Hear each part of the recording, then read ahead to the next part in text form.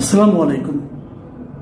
প্রিয় দর্শক, আপনারা জানেন যে এ সপ্তাহে আমাদের প্রধান উপদেষ্টা ডক্টর ইউনূস লন্ডন যাচ্ছেন। তিনি লন্ডন যাচ্ছেন ওনার একটা ব্যক্তিগত পুরস্কার নেওয়ার জন্য, পুরস্কার গ্রহণ করার জন্য, এবং সেই সঙ্গে বলা হচ্ছে সরকারের পক্ষ থেকে যে বিদেশে যে পাচার করা অর্থগুলো আছে বাংলাদেশের, সেগুলো উদ্ধার করার ক্ষেত্রে ইংল্যান্ড সরকারের সঙ্গে হয়তো আলোচনা করবেন। এটা একটা উদ্দেশ্য হতে পারে।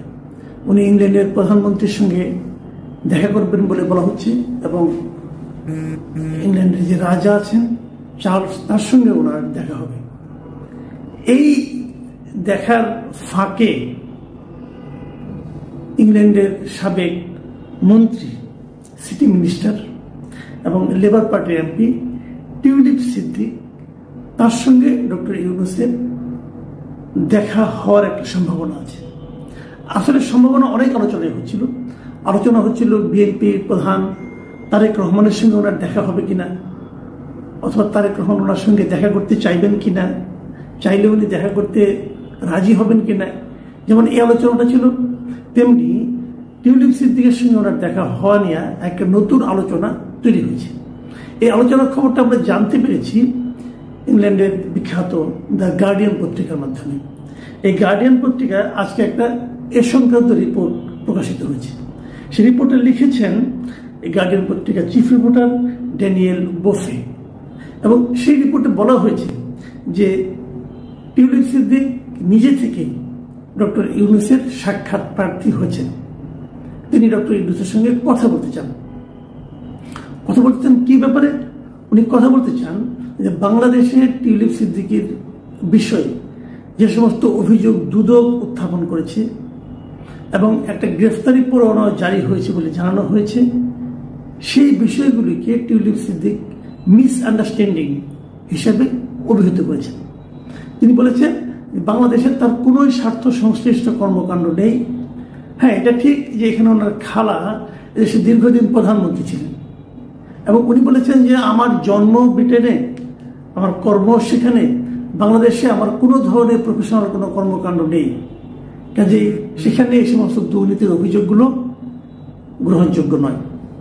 এবং টিউলিপ সিদ্দিক যে কথাটা বলেছেন, যেটা খুব গুরুত্বপূর্ণ, সেটা হলো যে তার পক্ষ থেকে তার আইনজীবীরা বারবার দুদকের আইনজীবীদের সঙ্গে যোগাযোগ করেছেন, কিন্তু দুদকের আইনজীবীরা এই ব্যাপারে কোনো মাত্র সাড়া দেয়নি। সাড়া না দিয়ে টিউলিপ সিদ্দিকের যে বক্তব্য, সে বক্তব্যটা হলো যে দুদক বাংলাদেশের কোনো একটা ঠিকানায় টিউলিপ সিদ্দিকের নামে বিভিন্ন রকম চিঠি পাঠাচ্ছেন, এবং তার বিরুদ্ধে কি কি অভিযোগ আছে সেগুলো মিডিয়ার কাছে প্রকাশ করে দিচ্ছেন, এবং অভিযোগগুলোই মিডিয়াগুলো এমনভাবে প্রকাশ করছে যেন মনে হচ্ছে যে উনি সেটা অপরাধী। দেখুন, টিউলিপ সিদ্দিকের এই যে বক্তব্য, এই বক্তব্যগুলো কিন্তু আপনি একেবারে উড়িয়ে দিতে পারবেন না। একটা কথা মাথায় রাখতে হবে, টিউলিপ সিদ্দিক ব্রিটেনের নাগরিক, সেখানকার এমপি, একবার দুবার না একাধিকবার এখানকার এমপি হয়েছেন। গত এক দশকেরও বেশি সময় ধরে ব্রিটেনের মানুষ ভোট দিয়ে ওনাকে তাদের এমপি বানাচ্ছেন। এবার তার পার্টি ক্ষমতায় গিয়েছে এবং ওনাকে মন্ত্রীপদ বানিয়েছিলেন, কিন্তু তখন ওনার বিরুদ্ধে নানা রকম অর্থনৈতিক কেলেঙ্কারির অভিযোগ বাংলাদেশ থেকে উঠে, ইংল্যান্ডের একটা পত্রিকা এই ব্যাপারে উঠে যে শেখ হাসিনার ঘনিষ্ঠ কোনো একজন ব্যবসায়ী ওনাকে বাড়ি দিয়েছেন, থাকতে দিয়েছেন, এই সমস্ত অভিযোগ ওঠে। এবং এই সমস্ত অভিযোগের প্রেক্ষিতে ব্রিটেনের যারা দায়িত্বপ্রাপ্ত ব্যক্তি আছেন, গভর্নমেন্ট আছেন, তারা কিন্তু তাদের যে মন্ত্রী পর্যায়ের মানদণ্ড বিষয়ক একজন উপদেষ্টা আছেন লরি ম্যাগনেস, এই লরি ম্যাগনেস কিন্তু একটা তদন্ত করেন, এবং সেই লরি ম্যাগনেস চলতি বছরের জানুয়ারিতে টিউলিপ সিদ্দিককে সম্পূর্ণ নির্দোষ হিসাবে ঘোষণা করেন।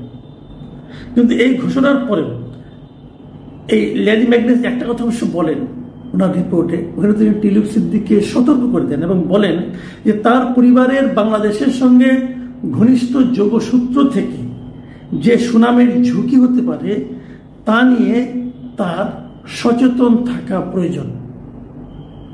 তার মানে বাংলাদেশে তার খালা আছেন, তার মাও বাংলাদেশে খুব গুরুত্বপূর্ণ ভূমিকা পালন করেন। এই যে আত্মীয়তার সম্পর্ক, এই আত্মীয়তার সম্পর্ক থেকে ওনাকে সতর্ক থাকতে হবে, এটা লরি ম্যাগনেস বলেন। কিন্তু যে অভিযোগগুলি উঠেছিল সেই অভিযোগগুলোর বিষয়ে ল্যারি ম্যাকবেথ তদন্ত করে তাকে সম্পূর্ণ নির্দোষ ঘোষণা করেন। এত কিছুর পরেও টিউলিপ সিদ্দিক কিন্তু তার সেই সিটি মিনিস্টারের পোস্ট থেকে পদত্যাগ করেন এবং তিনি বলেন যে এই বিষয়গুলো তার সরকারের উপর নেতিবাচক প্রভাব ফেলতে পারে এই বিবেচনা করে তিনি রিজাইন করেছেন। বিষয়গুলো খেয়াল করুন। এখন প্রশ্ন হচ্ছে যে টিউলিপ সিদ্দিক অবশ্যই আমাদের দেশের সঙ্গে কোনো না কোনোভাবে সম্পর্কিত, উনি নিজে অস্বীকার করুন বা না করুন।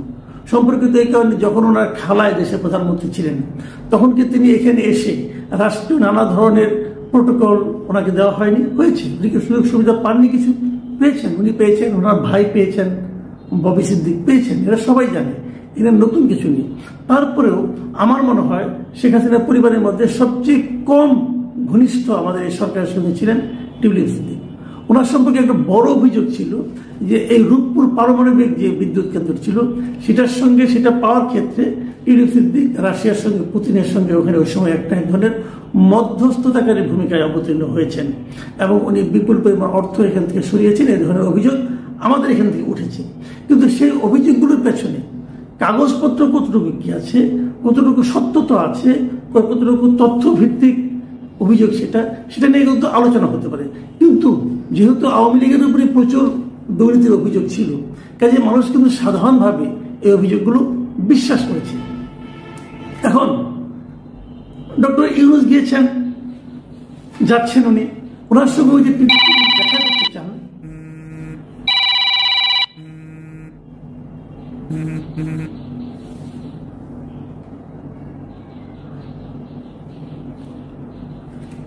এখন ডক্টর ইউনূস ইংল্যান্ড যাচ্ছেন। এই সময় যদি টিউলিপ সিদ্দিক ওনার সঙ্গে দেখা করতে চান, আমি মনে করি এটা উনি ওনার সৎ সাহসেরই পরিচয় দিয়েছেন এই দেখা করতে চাওয়ার মাধ্যমে। এবং আমি এটাও মনে করি ওনার সঙ্গে আলোচনা করা ডক্টর ইউনূস যদি ওনার সময় থাকে, আমি জানি না সময় আছে কিনা, যদি সময় থাকে আমি মনে করি ওনার কথা বলা উচিত। এটা এ কারণে উচিত, এখানে যদি কোনো ভুল বোঝাবুঝি থাকে অথবা টিউলিপ সিদ্দিকের যদি কোনো বক্তব্য থাকে সেগুলিও ওনার শোনা উচিত। আমরা কি করি, আমরা যখন একটা সরকার চলে যায় সেই সরকারে সবাইকে সমানভাবে একই মাপে একই অপরাধী করতে খুব সচেষ্ট হয়ে পড়ি। এতে যে জিনিসটা হয় যে যারা যারা প্রকৃত অপরাধী সবাইকে মানে লাগাতার এক মাপে ফেলে অপরাধী করার চেষ্টা করতে কি হয়, প্রকৃত অপরাধীরা কিন্তু দৃষ্টির আড়ালে চলে যায়। আর যদি আমরা এভাবে যেমন ধর টিউলিপ সিদ্দিক কথাটি বলি, যদি উনি প্রকৃতপক্ষে অপরাধী না হয়ে থাকেন তবুও শেখ হাসিনার পরিবারের সদস্য, অতএব তাকে অপরাধী হিসেবে গণ্য করতে হবে, এরকম যদি আমরা ঢালাও একটা অভিযোগের মধ্যে তাকে ফেলে দিই তাহলে সেটা আলটিমেটলি কিন্তু আন্তর্জাতিক পর্যায়ে আমাদের বিচার ব্যবস্থা নিয়েও কিন্তু প্রশ্ন ওঠে। দুদকের যে ভাবমূর্তি আমাদের, দেখুন এই সমস্ত অভিযোগগুলো তুলেছে দুদকের ভাবমূর্তি কিন্তু খুব ভালো কিছু নয়। আমরা অতীতেও দেখেছি দুদক নানা রকম আকাম প্রকাম করে, যখন যে সরকার থাকে সেই সরকারের অনুগত হয়ে কাজ করে। আওয়ামী লীগ আমলে এই যে আওয়ামী লীগের এত দুর্নীতি ছিল, কোনো আওয়ামী লীগের দুর্নীতির জন্য কিন্তু দুদক কোনো কথা বলেনি, অথচ দুদকের সেই এখতিয়ার ছিল, ক্ষমতা ছিল, তারা করেনি। এখন যেই না আওয়ামী লীগ সরকার চলে গেছে, এখন আওয়ামী লীগের সবাই অপরাধী হয়ে যাচ্ছে দুদকের চোখে। তো দুদকের এই সমস্ত আচরণকে কিন্তু আমি আমার বিবেচনায় খুব যে একটা মানে আপনার একদম নীতি নৈতিকতা সম্পন্ন অভিযোগ তা কিন্তু আমি পার্সোনালি মনে করি না। সবাইকে একভাবে মাপা ঠিকও না, কিন্তু যদি অপরাধী হয় সে যেই হোক না কেন তার ব্যাপারে কিন্তু সাজাও হওয়া দরকার।